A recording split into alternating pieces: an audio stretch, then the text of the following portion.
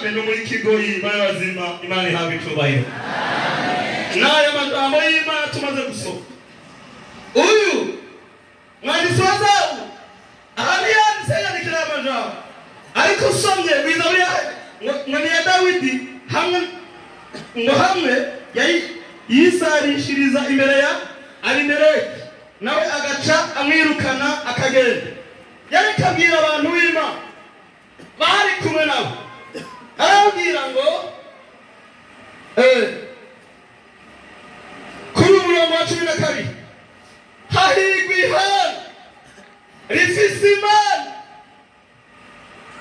Wowe yagomba kugereranya kwabwiye ngo hahirwa ihanga rifise Uhoraho kw'Imana yaryo ubwoko yitoranirije ngo babone ko ari ishavu imeze gutya.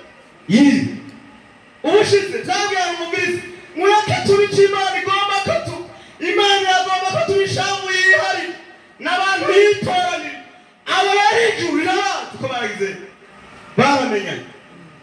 Uyu mwanditsi wa Zaburi arabwira tubirize mureke amajambo y'abantu mureke n'ibyo abantu bavuga.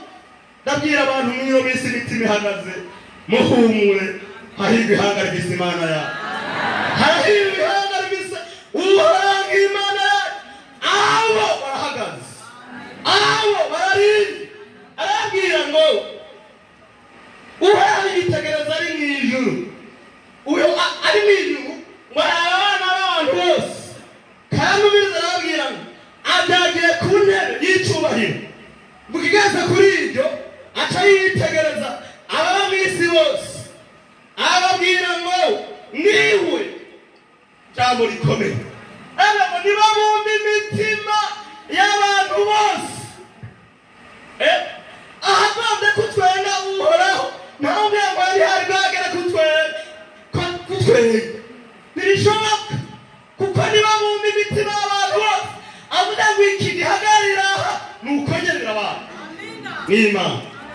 Hahirwa ihanga rifise Uhoraho kw'Imana yawe. Arabwira tumirize nibabumbe imitima y'abantu bose kandi yitegereza uwo byaba byose. Hari impamvu ndavuga ko kwirira muri mugira ibikoko ngo kandi yitegereza ibikorwa byabo byose. Ababwira ijambo rikomeye aza ngo nta mwami nta ushizwe hejuru akiza nuko afise ingabo nyinshi. Oya urasohoye izo kugira ngo atari bazigamye igisagara.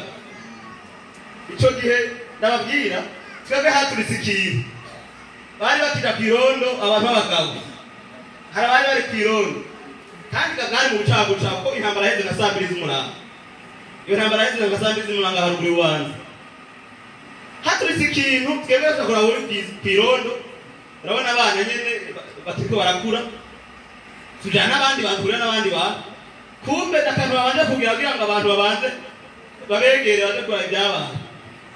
Tukazakira tukazabata umuzama tekana ndetse n'iby'abantu wari kwirondo twumva bamaze kugira urumva aho kwiruka waca ijambo